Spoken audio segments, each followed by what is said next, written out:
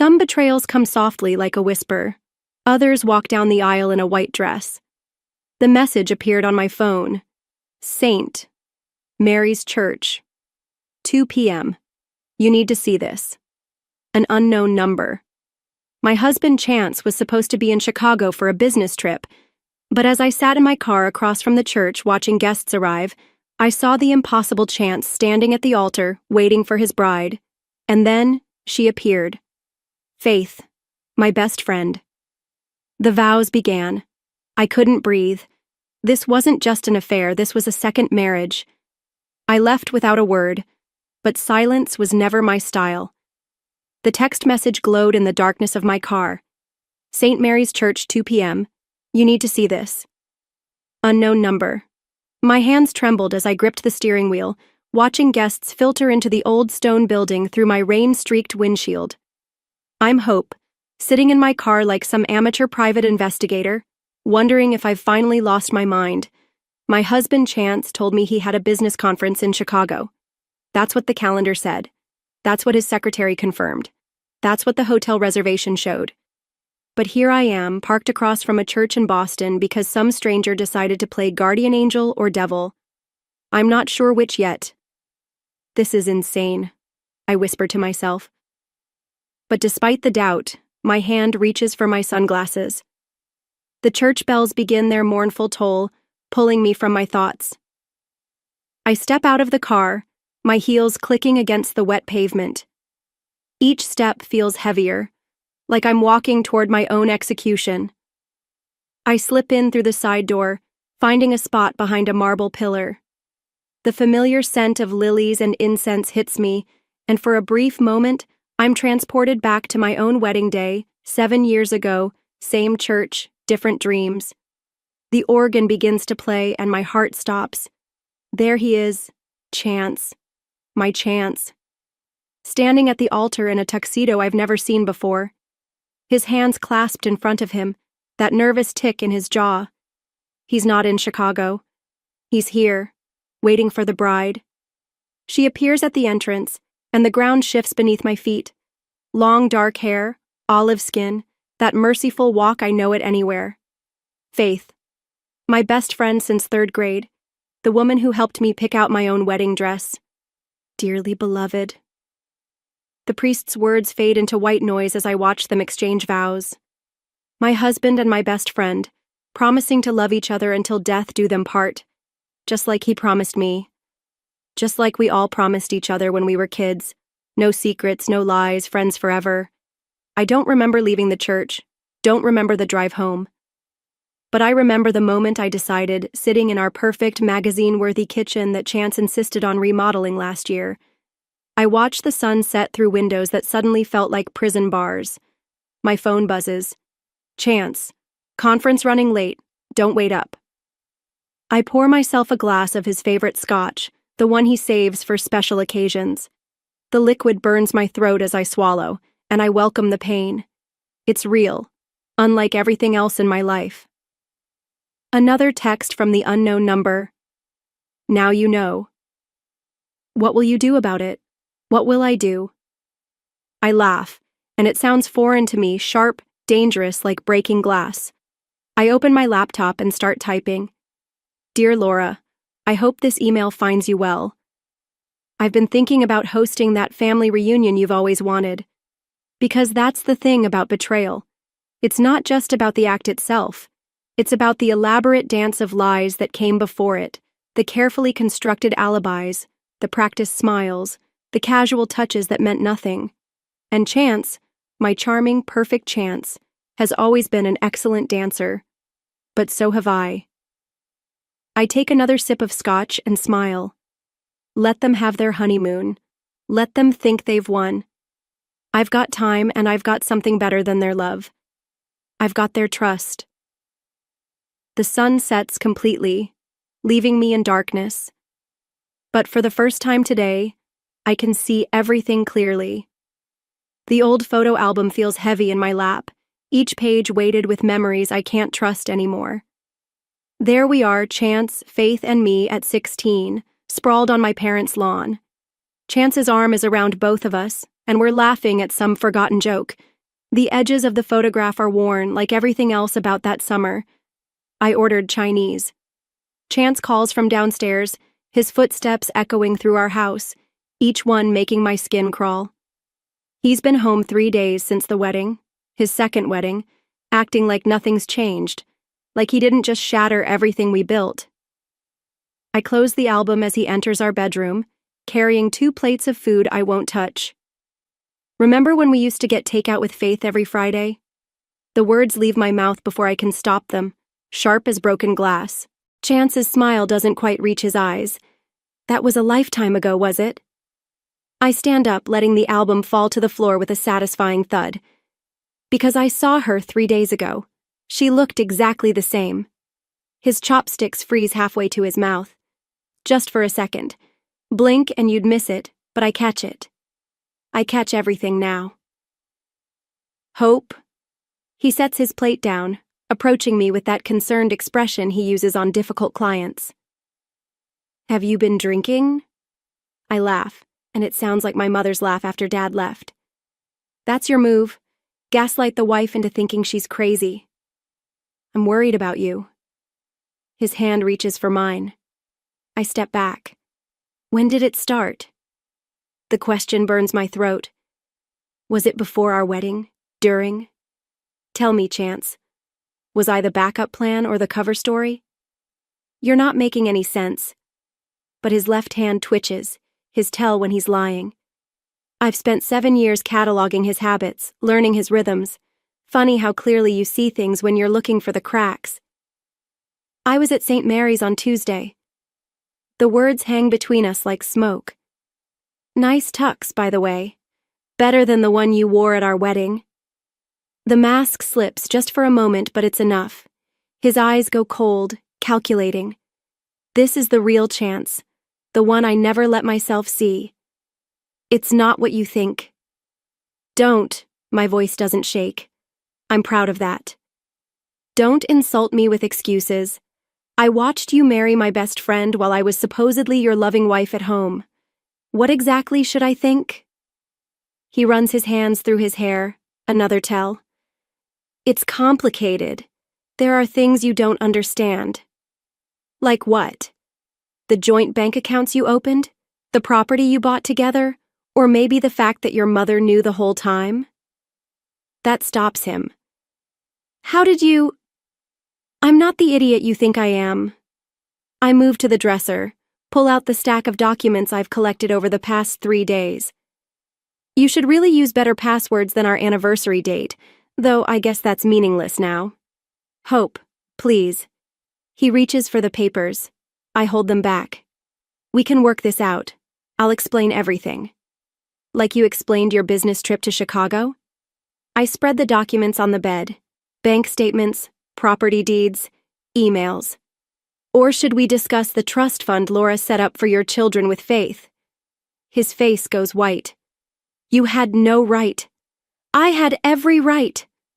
The scream tears from my throat, raw and primal. I'm your wife. I was your friend. We grew up together, all 3 of us. And you? I stop, breathing hard. He's staring at me like he's never seen me before. Maybe he hasn't. Maybe I've never seen myself either. Get out! My voice is steady now, certain. This is my house too. Not anymore? I hold up one final document. Power of attorney, signed last year, when he was too busy to handle our estate planning. You should really read what you sign, Chance. Now get out before I call Justice and have him escort you out. He leaves, not because he's afraid, but because he knows this is just the beginning. He knows me well enough for that. I pick up the photo album from the floor, trace our younger faces with my finger. We look so happy, so innocent, such perfect liars. All of us. The cafe where Faith and I used to share secrets feels smaller now. Maybe it's the weight of what I'm about to do, or maybe everything from my past is shrinking, becoming less significant with each new betrayal I uncover. Faith slides into the seat across from me, still wearing her wedding ring, my wedding ring's twin. The sight of it makes my coffee taste like acid. I didn't think you'd come, she says, fingers nervously tracing the rim of her untouched latte. Funny, I didn't think you'd marry my husband. The words come out softer than intended, which somehow makes them cut deeper. She flinches. Eleanor? Did you know about the trust fund? I pull out the bank statements, sliding them across the table like playing cards in a rigged game, the one Laura set up for future children. Her face drains of color, not from guilt, from anger. Interesting. What trust fund? Now that's genuine surprise. I watch her scan the documents, her hands shaking slightly. 3 million, I continue. Set aside for the grandchildren Laura always wanted. Guess I wasn't producing them fast enough. This can't be right. Faith pushes the papers away like they're contaminated. Chance said the marriage was just a formality for his inheritance. He said, I laugh, and it sounds like breaking glass. What exactly did he say, Faith? That he loved you? That I was cold, distant, career-obsessed? That's what he told his mother about me last month. She looks up sharply. How do you know that? Because I've spent the last week discovering just how thoroughly my husband, our husband, has been playing us both. The waiter approaches. We both wave him away without looking up.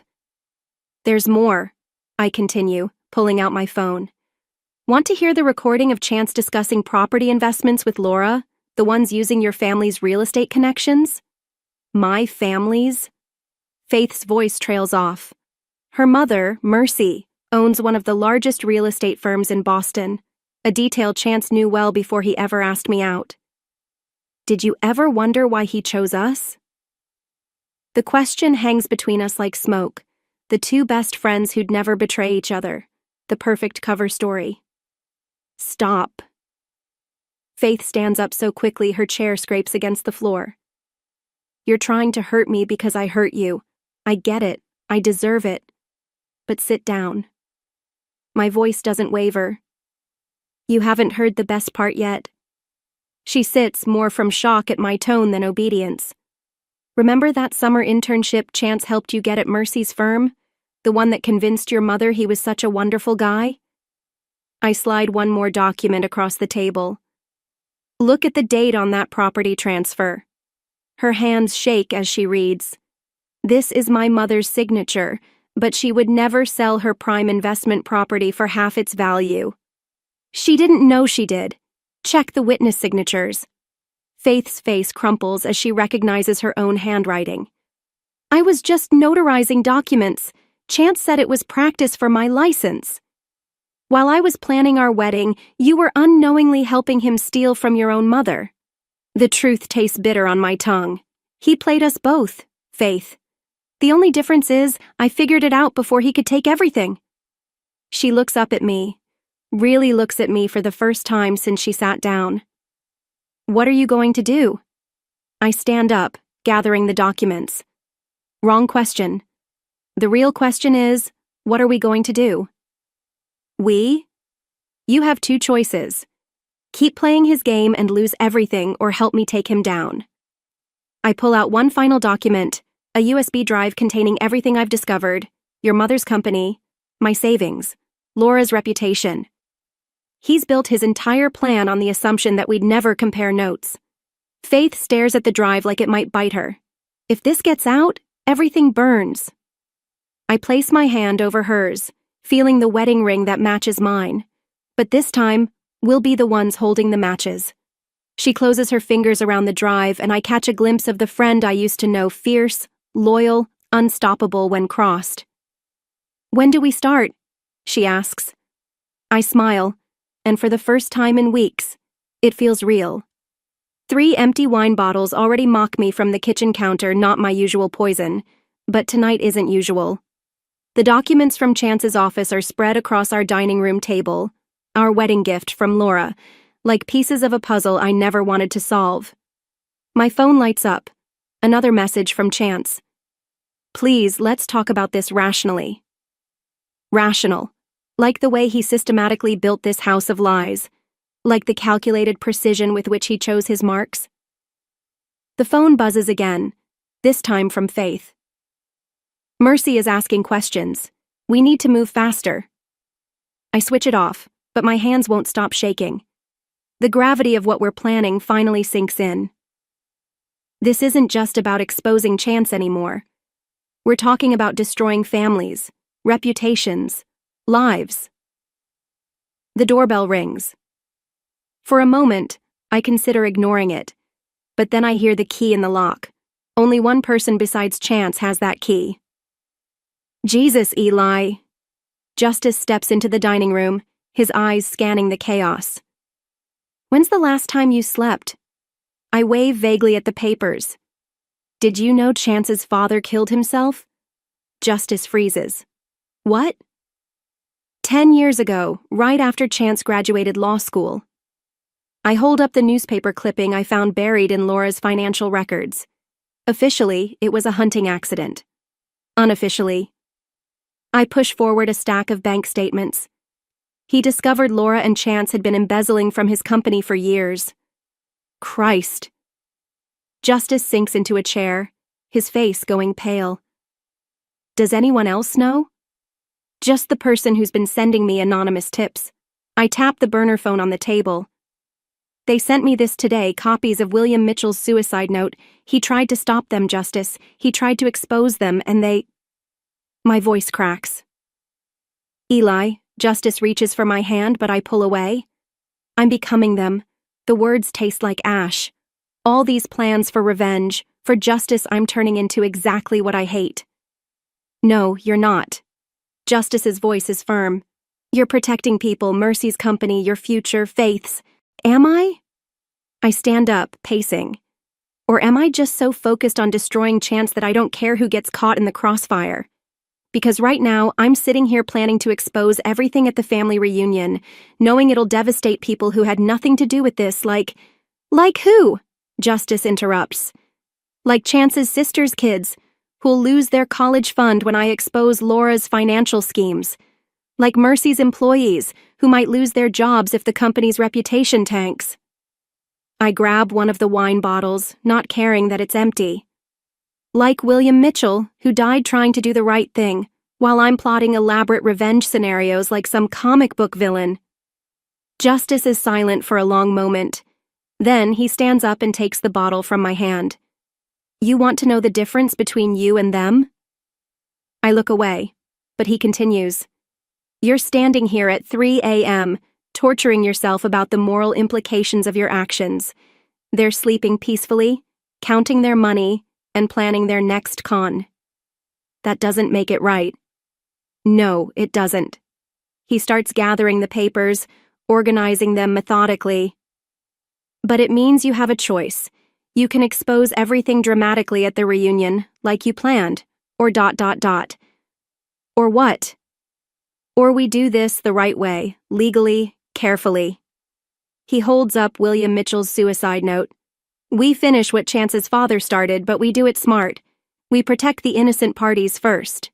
The burner phone buzzes. Another message from the anonymous source.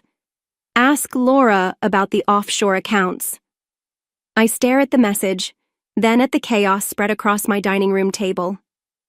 7 years of marriage, a lifetime of friendship, generations of lies, all leading to this moment. Okay, I say finally. Show me how to do this right.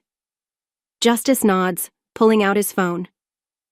First, we need to talk to someone who specializes in financial fraud. I know a guy. Wait. I grab his arm. Before we do this, I need to know something. Are you helping me because I'm right, or just because I'm your sister? He meets my eyes steadily. Both, and neither. I'm helping you because someone needs to stop them, and you're strong enough to do it without becoming them. I look at the empty wine bottles, the scattered papers, the evidence of my near descent into their world of manipulation and revenge. Maybe he's right. Maybe there's a better way to burn it all down. Justice's lawyer friend keeps talking, but I'm fixated on the single sheet of paper in front of me. A list of names, children mostly, beneficiaries of trusts that would collapse if we moved forward with our plan. The offshore accounts are just the beginning. James Harrison says spreading more documents across his mahogany desk. Laura Mitchell's financial web extends through at least 3 generations of both families. How many people would be affected? My voice sounds distant even to myself. Directly around 30, indirectly, he shrugs. We're talking about dismantling a decades-long scheme. The ripple effects could impact hundreds. Justice leans forward, but we can prove the fraud easily. The question is whether we should. James taps the list of names. Some of these trust funds are supporting medical care and education. Stop. I stand up abruptly, moving to the window. Boston spreads out below, oblivious to the bomb we're about to detonate. There has to be another way. My phone buzzes. Faith Mercy found the missing property documents. She's calling Laura today. We're running out of time. Justice says, reading over my shoulder. If Mercy confronts Laura directly, everything falls apart anyway. I turned back to James. How long would it take to secure protection for the innocent parties? Weeks, maybe months we'd need. The office door bursts open. Laura Mitchell stands there, immaculate as always, but her eyes are wild. I should have known you'd run to justice. How did you? James starts. My daughter works in your building. James, did Hope tell you that part?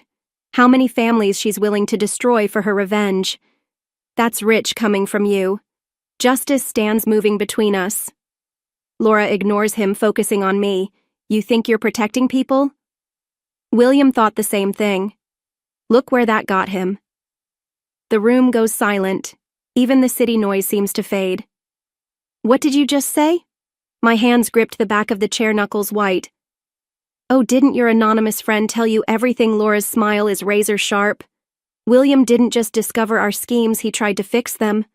Root funds to protect the beneficiaries, just like you're planning, and you stopped him. The pieces click into place. The hunting accident was exactly that, an accident. But her eyes shift away. The point is, Eleanor, some structures can't be dismantled without destroying everything they support.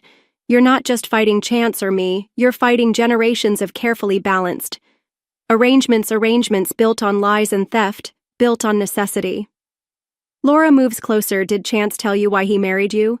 Your family's political connections, 3 generations of judges and prosecutors, the perfect shield. My phone buzzes again. Mercy's name appears on the screen. Take the call, Laura says softly. Listen to Mercy discover what her daughter's been hiding, watch another family shatter. Or she pulls out an envelope we can discuss. Alternatives, Eli, don't. Justice starts. What alternatives? My voice is steady, but my heart hammers against my ribs. A clean break, generous settlement, the innocent parties stay protected. Laura sets the envelope on James' desk. Everyone wins, everyone except Justice. Justice snaps. Justice. Laura laughs. Ask Eleanor what she really wants. Justice or peace. My phone keeps buzzing. Faith's messages, join Mercy's calls. The list of names stares up at me from the desk. Children, families, futures. How long do I have to decide? The words taste like surrender until Mercy finishes reading those documents. Laura moves to the door. Choose wisely, Eleanor. Unlike William, you still have a choice. She leaves, and the office feels both larger and more suffocating. You can't seriously be considering this, Justice says. I pick up the list of names, then my still buzzing phone. What if she's right? What if trying to fix this just makes everything worse? That's fear talking. Not justice. Maybe I look at James, but what if fear is trying to tell us something important? The phone buzzes one final time, then falls silent. Whatever Mercy discovered, it's too late to stop it now. I pick up Laura's envelope, feeling the weight of decisions not yet made. I need to talk to Faith, I say finally, before we decide anything else, because sometimes I'm learning revenge isn't about who you're willing to hurt, but who you're willing to save. The Mitchell family estate looms before me, its windows glowing like warning beacons in the dusk. Cars line the circular driveway, all the players assembled for what they think is a surprise anniversary party for Laura and her second husband, last chance to back out. Justice stands beside me, holding the briefcase containing everything, every document, every recording, every piece of evidence we've gathered. Eli, they're already inside. Faith appears at my other shoulder, her voice tight. Mercy is with them. Chance is watching the door like a hawk. I adjust my black dress funeral appropriate, though they don't know that yet. Did you secure the exits? James has people stationed at every door. Justice checks his watch. Once you start, no one leaves until everything's exposed. The weight of Laura's envelope presses against my ribs, tucked into my dress. Her offer of silence of protection for the innocent still unopened, still a possibility. We enter through the kitchen where caterers bustle around unaware they're serving the last supper of the Mitchell dynasty. Chance spots me immediately, his face flickering between relief and suspicion. Eleanor, he moves toward me, champagne glass in hand. I didn't think you'd come and miss Laura's party. My smile feels like broken glass wouldn't dream of it. His eyes dart to the briefcase, to Faith, to Justice. I see the moment he realizes something's wrong. But Laura's voice cuts through the murmur of conversation. Everyone please gather in the main hall. The crowd shifts, carrying us with it. I catch glimpses of familiar faces. Mercy, pale but composed. Laura's second husband, oblivious and beaming. Chance's sister, clutching her children's hands, the children. God, the children. Laura raises her glass. Thank you all for coming to actually. I step forward, my voice carrying across the sudden quiet. I'd like to say something first. Chance moves toward me, but Justice blocks his path. Faith positions herself near Mercy. Eleanor. Laura warns, think carefully about what you're doing. I pull out the envelope she gave me, still sealed. I have thought about it for weeks. I've thought about nothing else. I turned to address the room about justice and protection, about who deserves the truth and who deserves mercy. Eli Chance's voice holds real fear now. Whatever you think you know, I know everything. I open the briefcase, but I don't remove the documents, not yet, about William's death, about the trust funds, about your 2 marriages, and Laura's schemes, and every lie you've told to keep this house of cards standing. The room erupts in whispers. Mercy steps forward, her face ashing. Faith. I'm sorry. Mom. Faith's voice breaks. I didn't know, not until Eleanor showed me. Showed you what Chance's sister demands? What's going on? I look at the children, their confused faces, their innocent futures hanging on my next words. Laura's envelope burns against my skin. The truth, I say softly, is that I came here tonight to destroy everything, to expose decades of fraud and manipulation, to get justice for everyone who's been hurt by the Mitchell family's lies. I pull out the first document, William's real suicide note. Laura goes very still, but standing here looking at all of you, I meet Chance's eyes. I realize there's something worse than being deceived, something worse than being betrayed. Eleanor. Justice warns, but I continue. It's becoming the very thing you're fighting against. I strike a match. When did I take it from my purse and touch it to Laura's envelope? The paper catches quickly and I drop it into the briefcase. No. Justice lunges forward, but it's too late. The evidence burns, years of careful investigation turning to ash with it, burns my chance at justice, at revenge, at everything I thought I wanted. The fire alarm shrieks, sprinklers activate, people rush for the exits, pushing past James's guards in the chaos through the smoke and spray. I meet Laura's eyes. She knows what I've done, chosen mercy over justice, chosen to protect the innocent over punishing the guilty. But her triumphant smile fades as I pull out my phone and press send, because sometimes the greatest revenge isn't destruction, it's redemption. The police lights paint Laura's pristine kitchen in alternating red and blue. She sits across from me at the marble island, both of us dripping from the sprinklers, watching officers cart away boxes of evidence, the real evidence, not the decoy files. I burned copies, I say quietly. Everything in that briefcase, just copies. The originals went to the FBI an hour ago. Her perfectly manicured nails drum against her coffee cup. You chose this moment deliberately, the party, the family gathering, like father, like daughter-in-law. I slide William's actual suicide note across the counter. He planned to expose everything at your anniversary party too, didn't he? Before the hunting accident, the drumming stops. Through the window I see Chance being led to a police car, Justice watching with grim satisfaction. You don't understand what you've done. Lord. Laura's voice trembles.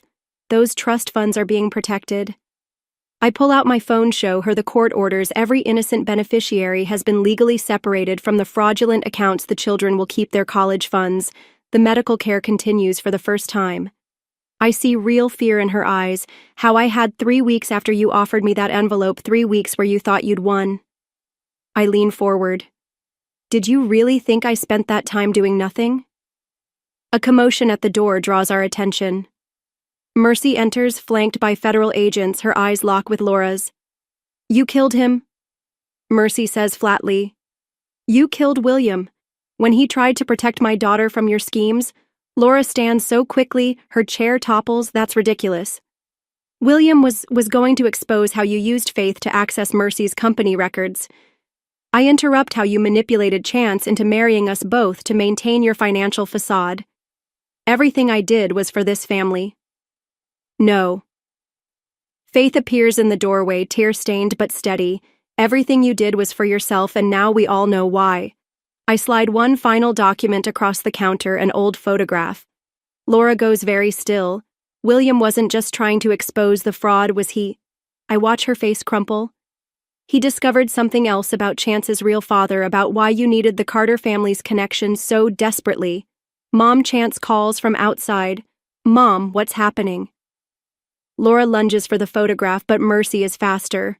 Her gasp echoes in the suddenly silent kitchen. That's my father with Laura 37 years ago. I confirm 9 months before Chance was born. The truth hangs between us like smoke. Decades of manipulation, all to hide one desperate affair to maintain the Mitchell family's perfect image. You destroyed everything, Laura whispers, just like William tried to. No, I stand, gathering the remaining documents. You destroyed everything the moment you chose lies over love. William tried to save us, all of us, and now, finally, he has. What do you mean? She looks at me, confused, but I pull out my phone one last time and show her the message chain from an unknown number, scheduled emails from a dead man. William knew he might not survive trying to expose the truth, so he left breadcrumbs for whoever was brave enough to follow them. I meet her eyes. I wasn't your first victim, Laura, but I will be your last. The officers approach to escort her out. Through the window, I see Chance, watching, understanding finally dawning on his face as Mercy shows him the photograph. Was it worth it, Laura? She asks as they lead her away, burning everything to save a dead man's honor. I think of the children upstairs. Their futures are now secure, free from the manipulation that once held them captive. Faith and Mercy, finally free. William, who died trying to protect us all. Some things, I whisper softly to myself, are worth burning for. The sun rises over the Mitchell estate, painting everything in gold. The sirens fade, and beside me, Justice squeezes my shoulder. You okay? I watch as Laura disappears into a police car. 30 years of secrets crumble in her wake. No, I answer honestly, but I will be, because sometimes the truth doesn't set you free. Sometimes it just shows you who you really are. The last box from Chance's study sits unopened on my kitchen counter. Through the window, autumn leaves scatter across my backyard, where 3 kids once promised to be friends forever. My phone buzzes. Faith. Mercy wants to meet both of us. The trial ended yesterday. Laura and Chance both guilty. The headlines called it justice. The society pages called it scandal. Neither quite captured the truth. I lift the lid from the box, expecting more evidence, more secrets. Instead, I find an old video camera, the kind we used that summer before college when everything seemed possible. The doorbell rings and I open the door to find Faith standing there, looking smaller somehow. More like the girl I used to know than the woman who helped unravel everything. I found mine too, she says, holding up an identical camera. In Mom's attic. She places it on the counter, the relic of who we used to be. Neither of us reaches to turn them on. Did you read Chance's statement? She asks. No. I pour us both coffee. A habit from before, when friendship was simple. Did you? She presses. He said he loved us both. Her laugh sounds brittle. Actually believed it. I think for a moment. That's Chance, living his own truth, even when it's a lie.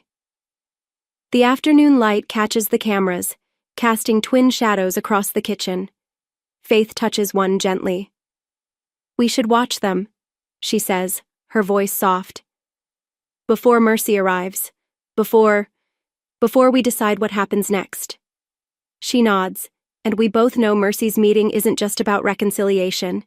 It's about the future of her company, about trust and second chances, about whether some bridges can be rebuilt after they've been burned.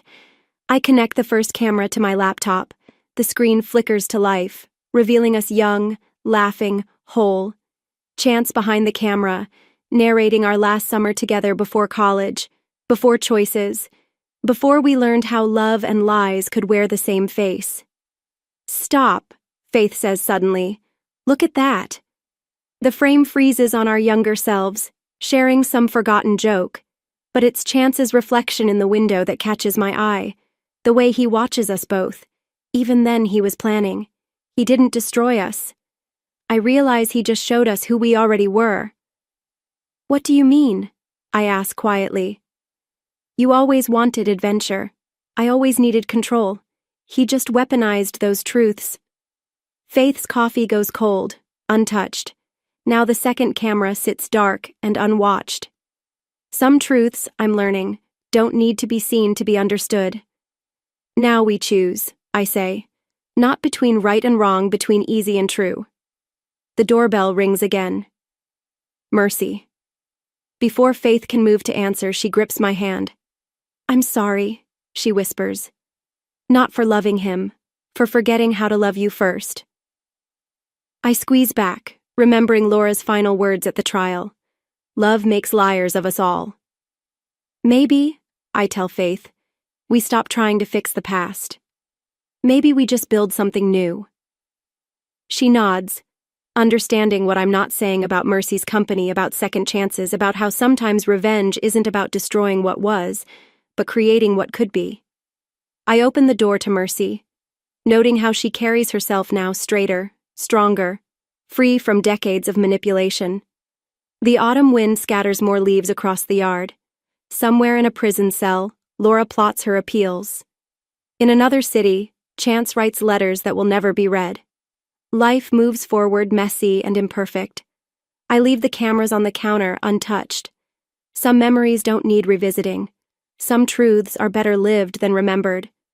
Mercy spreads papers across my kitchen table, plans for rebuilding, for moving forward. Faith and I exchange glances, remembering other papers, other plans, other choices. Ready? Mercy asks. I think of William, setting truth bombs to detonate years after his death. I think of Laura, building walls to protect secrets that were never worth keeping. I think of Chance, loving so desperately he forgot how to love honestly. Yes, I say, and mean it. Because sometimes the best revenge isn't about getting even. It's about getting free. Justice or revenge, are they really so different?